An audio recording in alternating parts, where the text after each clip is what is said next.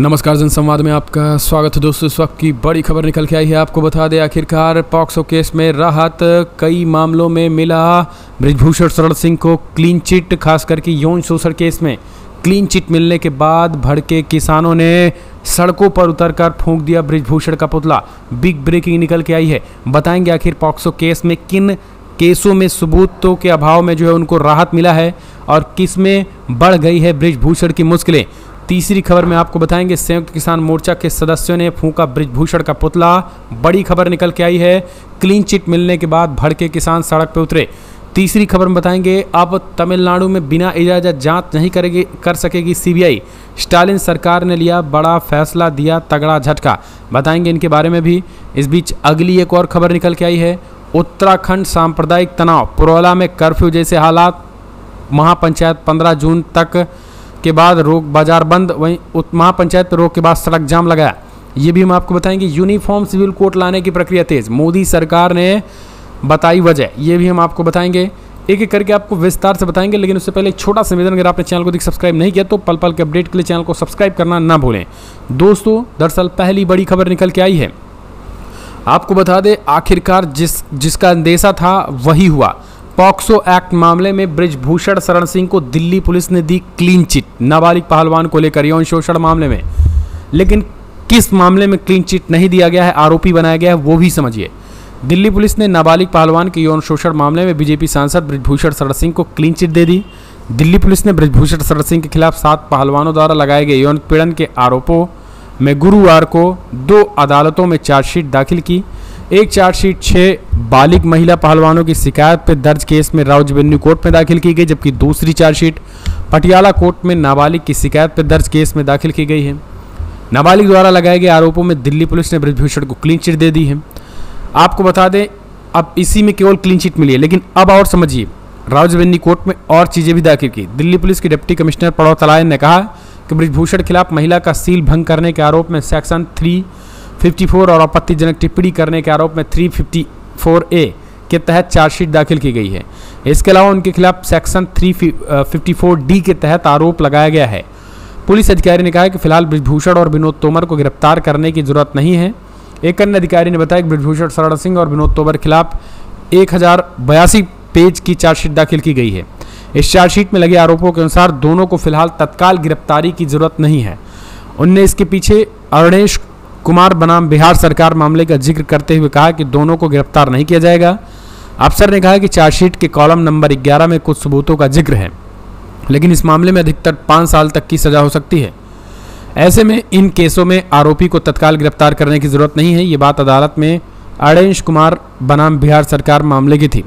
अधिकारी ने कहा कि इस मामले में कुछ और कुश्ती महासंघों से जानकारी मांगी गई है। इनकी तरफ से जवाब आने के बाद पूरक चार्जशीट दाखिल की जाएगी। अधिकारी ने कहा कि यह बृजभूषण के खिलाफ चार्जशीट है, फाइनल रिपोर्ट नहीं है, इसलिए जांच में यदि बाद में कुछ मिलता है तो उसे पूरक चार्जशीट में दिखाया जाएगा। अब इस मामले में लैब से सबूत के तौर पर दिए गए वीडियोज़ और फोटो और ऑडियो की रिपोर्ट भी नहीं मिल सकी है। उनसे मिली जानकारी को भी पूरक चार्जशीट में शामिल किया जाएगा। चार्जशीट में यह भी कहा गया है कि बृजभूषण और विनोद तोमर ट्रायल में सपोर्ट कर रहे हैं। तो लगातार अभी भी खेला जारी है, यानी जो अभी ये कह रहे थे कि उनको पूरी क्लीन चिट मिल चुकी है, तो केवल पॉक्सो एक्ट में वो लड़की जो आरोप लगाई थी उसमें क्लीन चिट, बाकी अभी सभी केस ट्रायल पे हैं और ये फाइनल रिपोर्ट नहीं है। उन्होंने कहा कि आगे जैसे सबूत मिलेंगे वो केस चलते रहेंगे और इसमें अधिकतम 5 साल की सजा का प्रावधान है। तो जो गोदी मीडिया लगातार क्लीन चिट की बात कर रही है, जरा इसमें भी समझिए, खेला है इसमें। पूरा का पूरा अभी क्लीन चिट नहीं मिला है, गुमराह करने की कोशिश है। आप गुमराह मत होइए। लेकिन चलते हैं अगली खबर। इसी क्लीन चिट को देखकर भड़के किसान सड़क पर उतरे। संयुक्त किसान मोर्चा के सदस्यों ने फूंक दिया बृजभूषण सिंह का पुतला, आंदोलन का ऐलान। जी हाँ, दरअसल बृजभूषण की गिरफ्तारी से कम कुछ नहीं, ये लगातार किसान और पहलवान दोनों मांग कर रहे हैं। लेकिन आज जो रिपोर्ट दाखिल की गई, इसमें कहा गया कि हम गिरफ्तारी भी नहीं कर सकते हैं, आगे जांच जारी है। लेकिन अब इन सब के बीच जैसे ही ये खबर आई, तत्काल सड़कों पर संयुक्त किसान मोर्चा के कुछ लोग उतर गए। बड़ी खबर यह है, कहाँ से हम आपको बता दें, हिसार से संयुक्त किसान मोर्चा के कुछ लोग उतर गए और यहाँ पे बृजभूषण शरण सिंह का पुतला फूंकने लगे। पीएम मोदी के खिलाफ भी नारेबाजी की। किसानों ने कहा है कि अब इसके लिए हम पहलवानों के समर्थन में लड़ाई लड़ेंगे। जिस तरीके से क्लीन चिट देकर पहलवानों का मनोबल तोड़ने की कोशिश की गई है, पहलवानों ने जिस तरीके की लड़ाई लड़ी और अब हम पहलवानों के साथ हैं, हालांकि पहलवानों की तरफ से भी कोई स्टेटमेंट निकल के नहीं है, लेकिन जैसे भी कुछ होता है हम आपको बताएंगे। अगली एक और अपडेट, बार बार तमिलनाडु में ईडी और सीबीआई की एंट्री से भड़के मुख्यमंत्री ने सीबीआई को किया बैन। स्टालिन सरकार ने लिया बड़ा फैसला, बिना इजाजत जांच नहीं कर सकेगी। तमिलनाडु सरकार ने बुधवार को केंद्रीय जांच ब्यूरो सीबीआई जांच के लिए सहमति वापस ले ली है। केंद्र की बीजेपी सरकार के खिलाफ सत्तारूढ़ डीएमके की आलोचना के बीच सरकार ने कदम उठाया है। डीएमके ने इससे पहले कहा था कि केंद्र सरकार विपक्षी नेताओं को चुप कराने के लिए केंद्रीय एजेंसियों को दुरुपयोग कर रही है।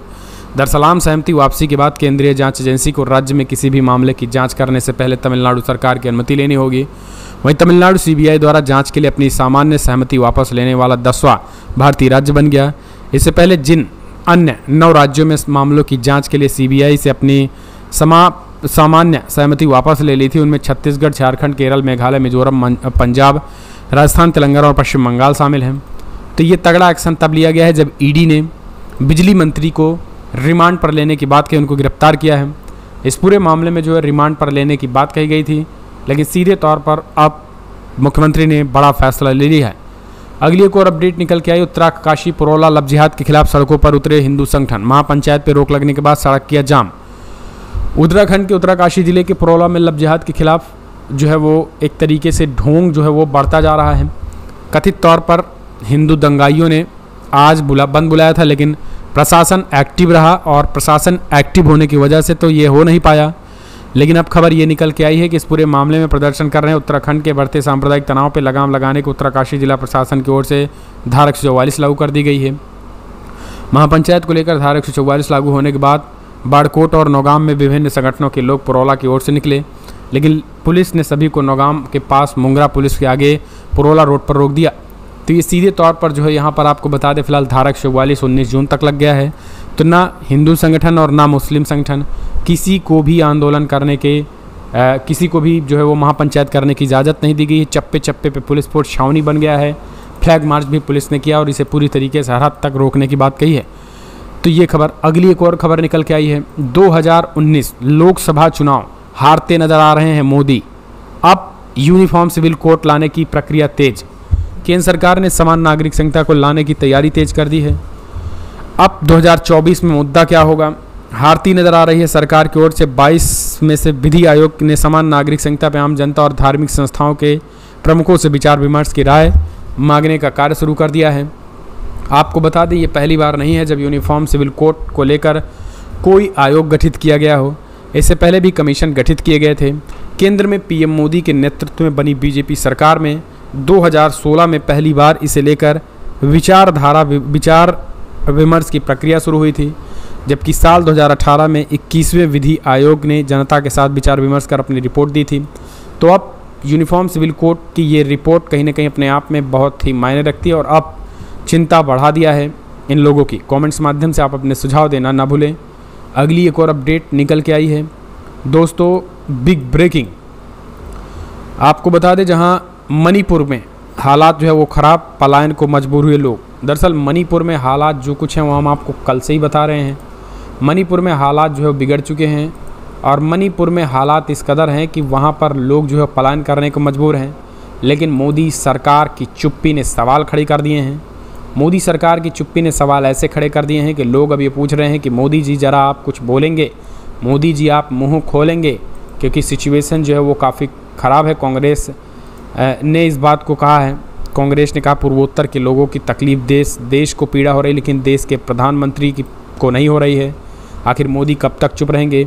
हिंसा पर कांग्रेस ने पीएम मोदी पर हमला बोला है, कहा पूर्वोत्तर के लोगों को तकलीफ देख हमें तो पीड़ा होती है।